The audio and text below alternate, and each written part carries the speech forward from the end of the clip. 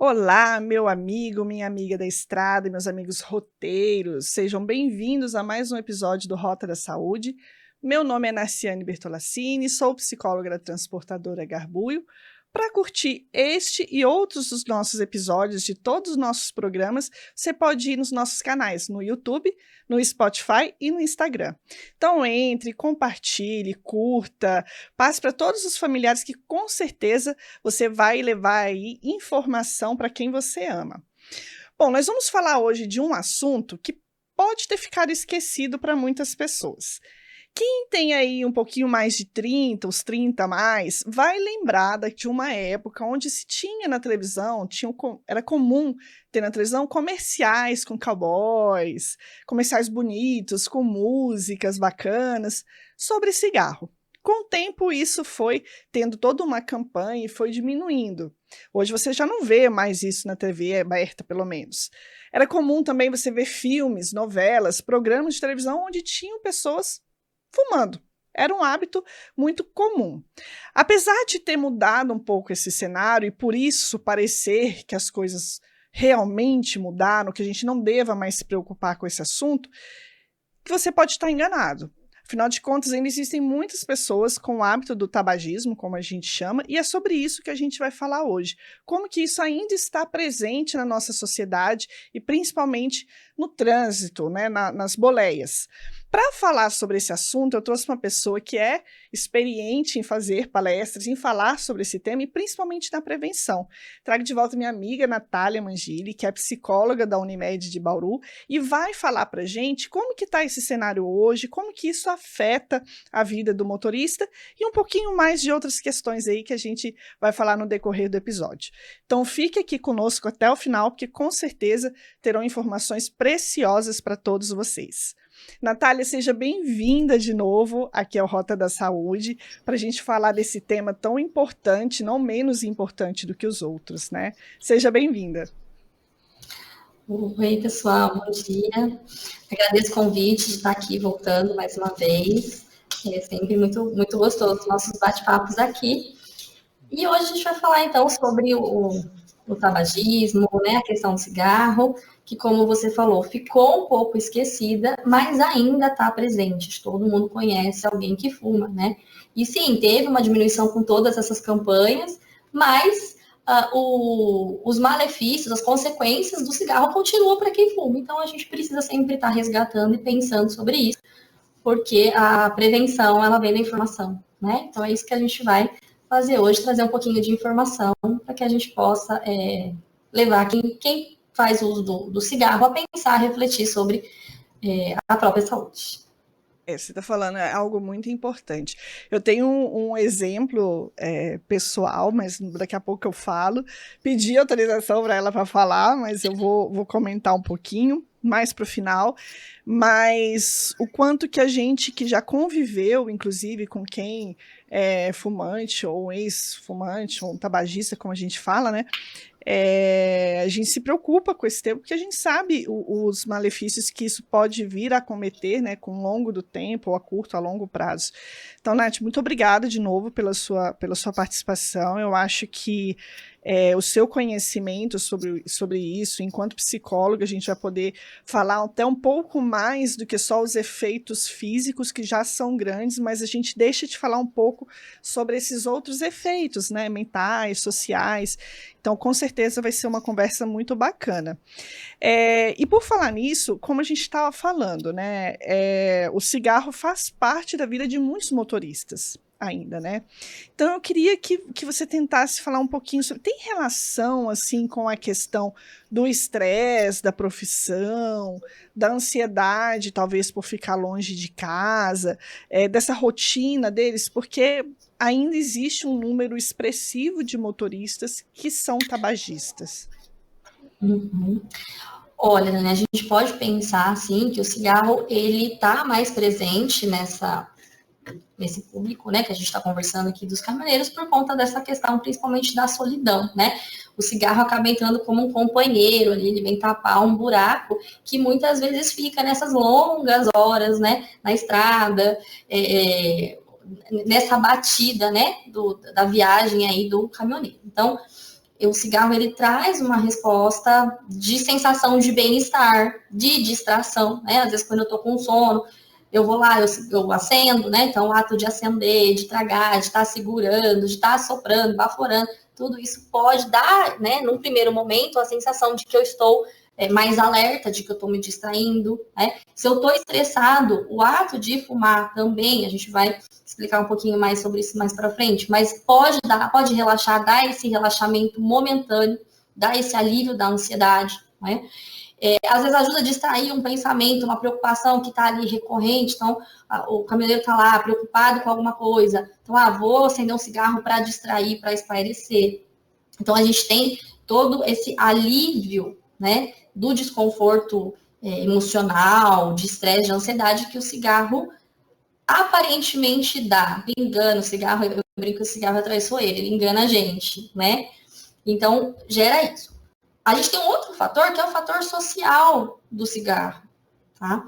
Que também ajuda na construção do hábito de fumar.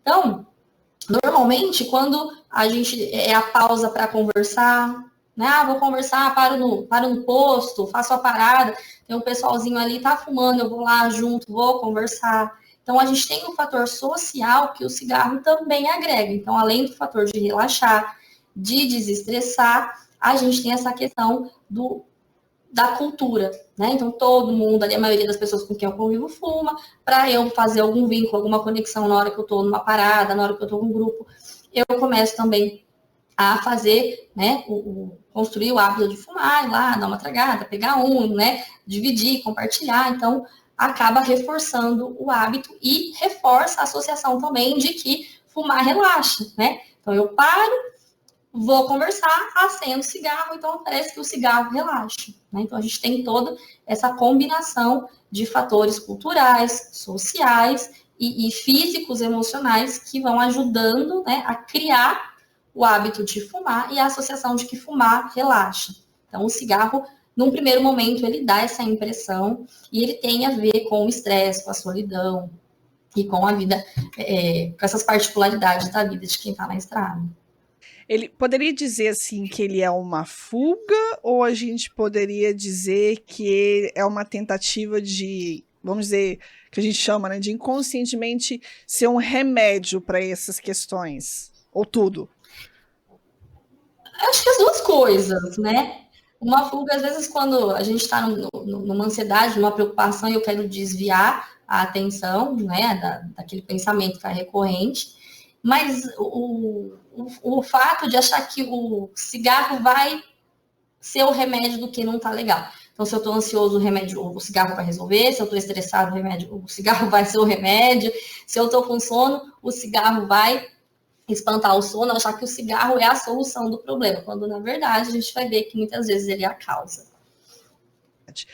Bom, antes da gente entrar no nosso, vamos dizer assim, no nosso campo maior de conhecimento, né, que é a questão dos efeitos mentais aí, tudo mais, comportamentais, eu queria que você falasse um pouquinho de quais são os efeitos físicos, que eu acho que essa é uma informação que é mais, vamos dizer assim, batida, né? As pessoas ouvem mais, falam assim, pode causar isso, pode causar aquilo. Mas também é importante. Então, eu queria que você falasse um pouquinho o que pode causar no físico do motorista que tem esse hábito recorrente de fumar. De fumar.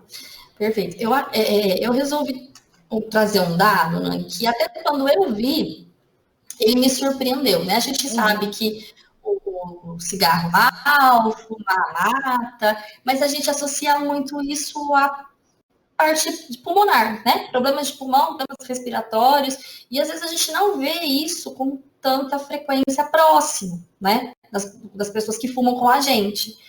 Mas um dado que a Organização Mundial da Saúde mandou agora, em 2025, o cigarro, ele mata muito mais que o álcool. Então, a gente, né, tem uma média aí de 3 milhões de mortes por ano associadas ao uso do álcool. E quando a gente vai falar do uso do cigarro, o dado são de 8 milhões de mortes, ou seja, o dobro, né? Então, por que a gente tem um número tão alto, tão expressivo, e não tem tanta dimensão, não se fala tanto quanto a questão do álcool? Porque o cigarro, a gente tem que lembrar e aí isso é um fato, né? Ele é composto por substâncias tóxicas. Então, quando a gente está consumindo, quando a gente está fumando, a gente está intoxicando o nosso corpo como um todo. Então, a gente precisa ter essa consciência quando a gente escolhe fazer uso, ser tabagista, tá? E aí, essa toxina toda, ela passa para o nosso corpo. Então, afeta pulmão, como a gente já é mais falado, né? Como? Vai diminuindo a capacidade de puxar o ar, né? Então, toda aquela toxina vai inflamando nosso pulmão e ele vai ficando, vai tendo menos força para trabalhar. Se o pulmão não tá trabalhando direito, o oxigênio não está chegando no nosso corpo, isso vai prejudicar tudo, tá? E como que a gente começa a perceber isso? Fôlego, cansaço, dificuldade para respirar, coisas simples, cansam mais, né? Aí a gente tem o prejuízo para o coração. Então, se não tem oxigênio, o coração vai ter que fazer um esforço maior para funcionar, né? Então, ele começa a trabalhar num ritmo de sobrecarga. E aí a gente tem aumento da pressão, uma maior predisposição a ter pressão alta, né? O endurecimento das artérias, e isso é bem grave, tá? Então, as veias, ali, as artérias por onde o sangue passa, elas vão ficando mais rígidas, a gente começa a ter problema de circulação, aí a gente tem aumento do risco de AVC, aumento do risco de infarto, aumento do risco de trombose, aí a gente pega, né, a questão do motorista que passa muito tempo sentado. Então, a gente vai tendo uma sequência ali de agravos, né, que vão impactar muito a saúde de quem faz uso do cigarro, né? E, normalmente, a gente vai ter essas complicações quando já está ali num estágio mais delicado, mais complexo, né? E a gente não pode também negligenciar o impacto para as questões de saúde mental, né? Então, o cigarro vai atrapalhar o sono, vai aumentar a ansiedade, vai aumentar o estresse, irritação, altera bastante o humor, vai roubando a energia, né? Então, muitas vezes lembra que a gente está intoxicando o nosso corpo, tá? Então, isso vai trazendo um rebaixamento de energia, de função, aumento de sono, cansaço. E aí a gente tem todos esses prejuízos, tá? Então, quem vive na boleia, como, né, o pessoal que está ouvindo a gente, tem que estar prestando atenção realmente nesses sintomas que a gente está conversando para falar, opa, será que pode ter a ver? Será que eu preciso buscar ajuda, né? Para evitar complicações maiores, seja de saúde física, seja de saúde mental. E você falando, tá me ocorrendo aqui, a questão de outras complicações também, né? Porque é muito comum a gente não pode ser assim, fantasiar a situação, né? Então, assim, a questão de sedentarismo também é muito alta nesse público, a baixa qualidade da alimentação. Então, assim, são todos os fatores que vão somando e acaba complicando mais ainda a situação, né? Você está falando, e eu estou pensando numa coisa aqui, que muitas vezes você conversa, isso deve acontecer com você também no consultório, com alguém que é fumante, e eles falam assim, mas eu conheço meu avô, fumou não sei quantos anos e nunca teve nada. Então, assim, ainda existe esse problema, essa incógnita que a gente não sabe, que é a predisposição, talvez genética ou ambiental, ou de estilo de vida. Então, sim, é uma equação que é difícil a gente saber quem que vai ter uma doença, quem vai desenvolver e quem não. Eu acho que o que fica para reflexão, né, assim, para quem fala esse tipo de questão, o quanto você está disposto a pagar para arriscar, né? O quanto que você quer arriscar, ver se você vai entrar nessa equação ou não, né? Nesses resultados. Então, você está falando, está me vindo tudo isso na cabeça, para você ver. Espero que das pessoas que estão aí ouvindo a gente também esteja tendo esses pensamentos. Bom, e a cabeça, em falar nisso? Você deu aí já um spoilerzinho sobre a questão, né, da mente, da cabeça, do estresse. Isso tudo, essa sensação que eles têm, que você falou lá no início, é só uma impressão de que realmente acalma, desestressa? Muitas vezes eles falam assim, o cigarro me tira a fome. São impressões, principalmente no âmbito mental. ou realmente tem alguma relevância por ser uma substância tóxica recheada ali de substâncias? Então, esse é o truque do cigarro, né? O cigarro engana a pessoa porque ela engana justamente o nosso cérebro, né? Então, vamos entender um pouquinho o que é que causa ansiedade na parte da nossa mente, né? Na nossa mente, a gente tem os hormônios do bem-estar, tá? E esses hormônios, quando por algum motivo eles estão desregulados, eles vão se manifestar, eles vão dar esse sintoma para a gente, que é a ansiedade, o estresse, a irritação. O que pode desregular esses hormônios no contexto que a gente está conversando aqui do nosso dia a dia, tá? Então, o sono, se eu não durmo bem, alimentação, sedentarismo, problemas, preocupações, então tudo isso pode desregular o nosso humor, pode desregular os nossos hormônios. Então, é natural que a gente automaticamente passe a buscar uma forma de ficar bem, tá? Existem as formas que são saudáveis da gente fazer isso, e existem as formas que, a princípio, parecem boas, mas vão causar prejuízos. E aí entra o cigarro, tá? Então, a nicotina, ela é uma substância química que quando a gente traga, ela vai justamente fazer isso, ela vai produzir esse hormônio do bem-estar, a dopamina. Então, quando eu estou estressada, irritada, mal-humorada, preocupada, ou seja, eu preciso de alguma coisa para fazer com que eu me sinta bem, eu fumo. A nicotina, ela tem uma ação muito rápida no nosso organismo, ela vai direto no pontinho do prazer, pá, inunda o nosso cérebro de dopamina. Ai, fiquei bem, ótimo, né? Só que o cigarro acaba, essa produção de dopamina cai. Aí, dali a pouco, eu já tô irritado de novo, eu já tô nervoso de novo. Aí eu falo, bom, preciso de mais um cigarro, porque o cigarro me acalma. E aí, o próprio cigarro vai retroalimentando esse ciclo, né? Então, num primeiro momento, sim, ele acalma, né? Ele vai trazer essa sensação. Por que você está falando? É comum a gente observar, se eu observei errado, me perdoe, mas assim, pessoas que são fumantes, vamos dizer assim, fumam bastante mesmo, aqueles de uma cartela, 2 cartelas de cigarro por dia, dá aí uns 20, 40 cigarros por dia.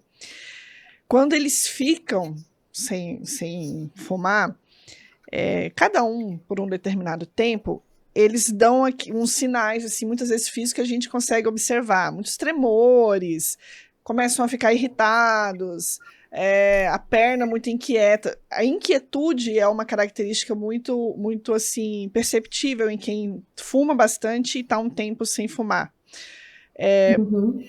Explica para as pessoas por quê. A gente sabe por quê, né? Mas explica para eles por que isso acontece.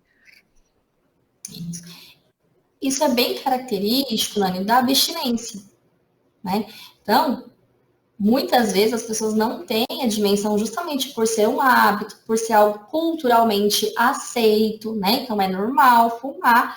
As pessoas não têm dimensão do quanto isso causa uma dependência física e psíquica, né? Então a gente tem, quando a pessoa ela resolve parar de fumar, a gente tem crises de abstinência, sim. Então esse sintoma de agitação, de irritação, às vezes inclusive sintomas físicos, né? Dor de cabeça, tontura, vista turva, tremor, isso tudo vem da falta da substância química no corpo, né? E aí, por isso que, como a gente vai falar mais pra frente, parar não é tão fácil quanto parece, não depende só de força de vontade. O seu corpo, ele já depende daquela substância para manter um funcionamento ok, né? Para ficar bem. Então, quando a gente tira isso, pode vir esse sintoma, sim, né? Bom, antes da gente ir para a próxima pergunta, que a gente vai continuar falando sobre isso, é bom lembrar também, né, as pessoas que estão ouvindo a gente, que além disso, a Natália falou da questão social, né, mas o hábito de fumar, para a questão da segurança viária, ela tem um impacto muito grande, né, por isso, inclusive, que é uma violação, como a gente chama. Se eu não me engano, não existe dentro do Código Brasileiro de Trânsito a multa por fumar, mas existe ali a multa para você tirar a mão do volante, enfim, conduzir com uma mão só. Então, para você fumar enquanto você está dirigindo, você tem que estar conduzindo com uma mão só. Se eu não me engano, existe multa também por jogar bituca de cigarro para fora, né, do veículo, o que pode gerar um incêndio, ainda mais em época de seca, como a gente está. Então, assim, você vê que existe toda uma complexidade em volta que um hábito comum, normal para muitas pessoas, pode impactar, sim, muito, num ambiente bem maior, né? Desde de uma questão de segurança viária até uma questão ambiental, inclusive. Então, fica aí também essa reflexão para você. Voltando aqui, eu falei, né, que tem uma pessoa que eu amo, a pessoa que mais amo nessa vida, que é minha mãe. Ela foi fumante durante muitos anos. Falei para ela que eu ia citá-la aqui quando a gente fosse falar sobre a questão da dificuldade de parar de fumar. E eu era muito pequena, então se eu errar um pouco a história, mãe, me desculpa, mas eu preciso falar disso. Quando a gente era pequeno, eu e meu irmão, né, em algum momento o pediatra da gente virou para minha mãe, que era fumante dessas que eu falei agora, assim, fumava bastante mesmo, tanto ela quanto meu pai. E aí o pediatra nosso virou para ela e falou assim: ou você para de fumar, ou você não vai ver seus filhos crescer. Porque acho que meu irmão tinha um problema, não sei se de bronquite, coqueluche, não me lembro agora o que era na época, então ela precisava parar de fumar, ela e meu pai. E eu lembro nitidamente, eu era bem pequeno, eu tinha uns 6 anos mais ou menos, mas eu lembro do tanto que foi sofrido, do tanto que ela chorava, ela andava, ela fazia caminhadas longas assim para parar, para não fumar, porque justamente ela entrava, né, hoje a gente sabe, nessa abstinência da nicotina do cigarro.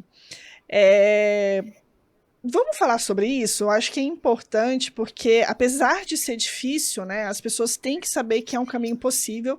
Então, assim, minha mãe está há mais de 30 anos sem fumar.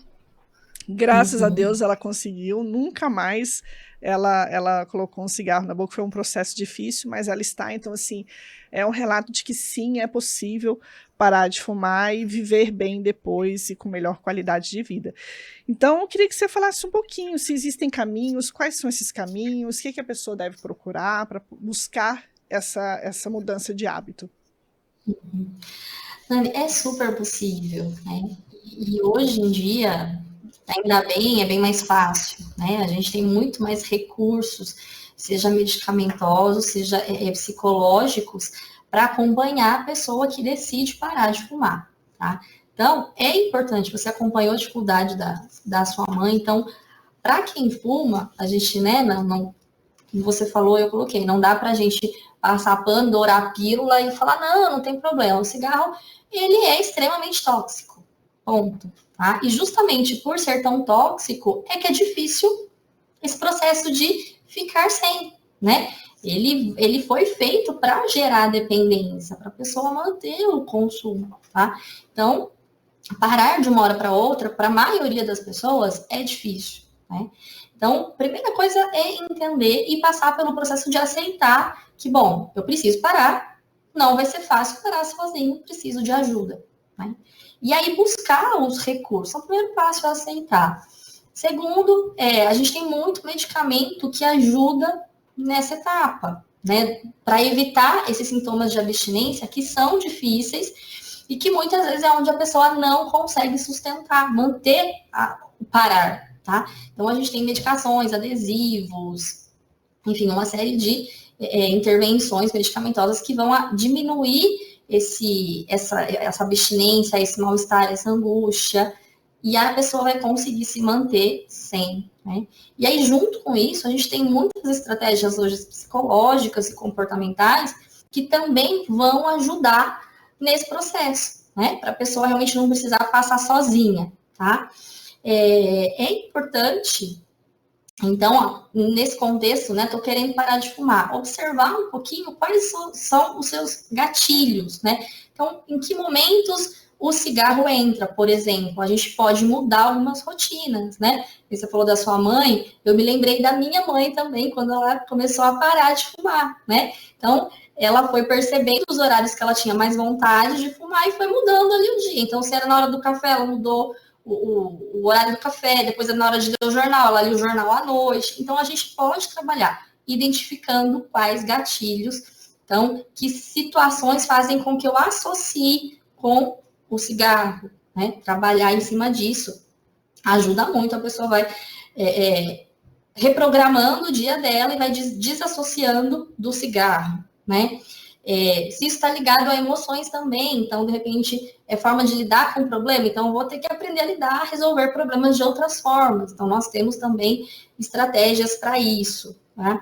Entender como é que vai ser esse processo de parada. A gente pode fazer ele de uma vez, então eu escolho um dia para parar, determino um dia para parar e paro, ou eu posso fazer isso gradual, né? E é importante que a pessoa participe desse processo de decisão para ela se sentir confortável. Então, se eu começo o meu cigarro, o primeiro cigarro a hora que eu acordo, então eu vou tentar jogar para o meio da manhã, depois eu jogo para o final para depois do almoço, e aí eu vou diminuindo, né? São duas estratégias que são possíveis de se fazer, né? Sempre procurar apoio, isso é super importante, né? Então, o médico, o psicólogo, a família, as pessoas em volta, né?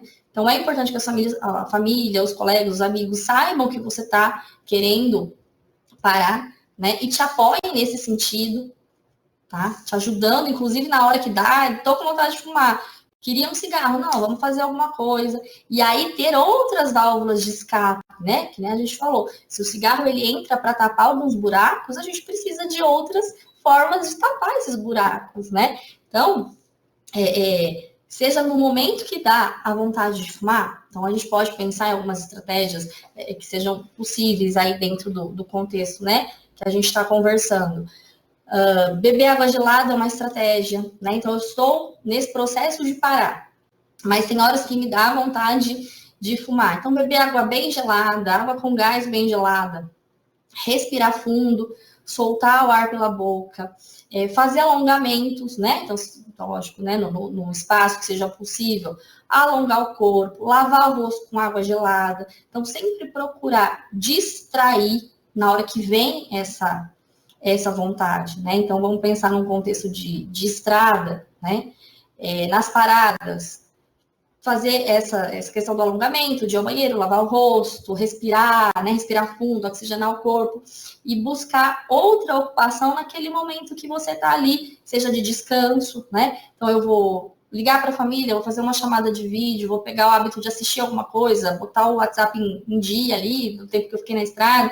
Então, dissociar mesmo, criar outros comportamentos que você possa colocar no lugar do momento em que você estava fumando. E aí a gente vai, voltando ao que a gente falou lá atrás, criar, né, o hábito de que é possível relaxar e aliviar o estresse da estrada sem o cigarro. É possível eu estar com a minha família, eu estar conversando com o pessoal que está ali no posto, está na parada, sem estar fumando, né? Mas muitas vezes o suporte medicamentoso, ele entra para facilitar esse processo.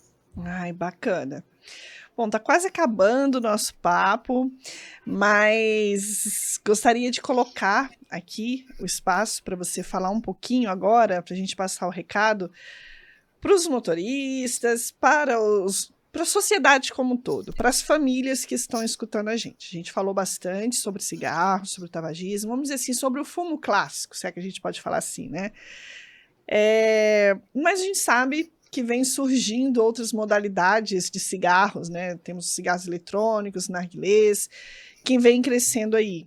Então, eu queria que você, na sua experiência, falasse agora com o pai de família, com a mãe de família, com as pessoas responsáveis, né, por alguém ali, pelas famílias aí, e falasse um pouquinho de como que isso está se tornando um problema e está se tornando muitas vezes uma porta de entrada para outras drogas, principalmente no público mais jovem. Você pode falar um pouquinho para a gente sobre esses tipos de, vamos dizer, entre aspas, de tabagismo? Vamos conversar, porque realmente tem aumentado e é muito preocupante. Né, a gente estava conversando dessa retrospectiva aí, da questão do consumo explícito do cigarro, né? Então, antes era normal, na sua infância, na minha infância, a gente crescia com pai e mãe fumando na sala, tio fumando, via na televisão, até que foi criando uma consciência de que, ó, isso não é legal, então a gente precisa repensar. E aí começou o processo, né? As leis, os ambientes separados para fumante e não fumante, aí não podia mais fumar dentro, área externa. E sim, isso foi mitigando, foi diminuindo o consumo de cigarros, consequentemente a venda de cigarros, né?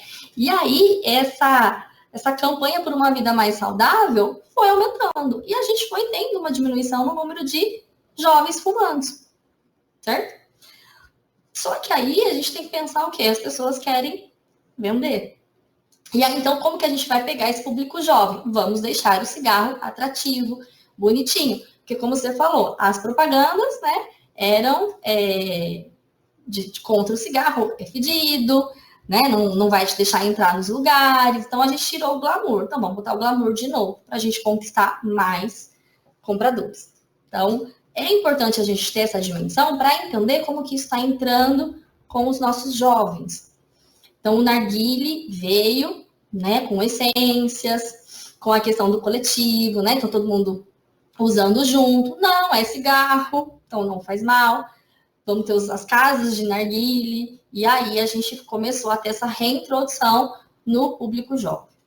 E depois agora o vape, né, que é um potinho, né, bonitinho, colorido, rosa, dourado, né, com enfeitezinhos, com cheirinho, com essência, e as pessoas, e aceito, né? Então eu posso fumar em qualquer lugar, eu posso fumar na balada, eu posso fumar dentro do shopping, e não incomodo ninguém. E aí a gente tem, então, a reintrodução da nicotina e dessas substâncias tóxicas. O que é preocupante, né? Além disso tudo, ele é muito mais tóxico que o cigarro. A gente tem aí de dados que o consumo ali de um vape, né, é equivalente a 30 cigarros.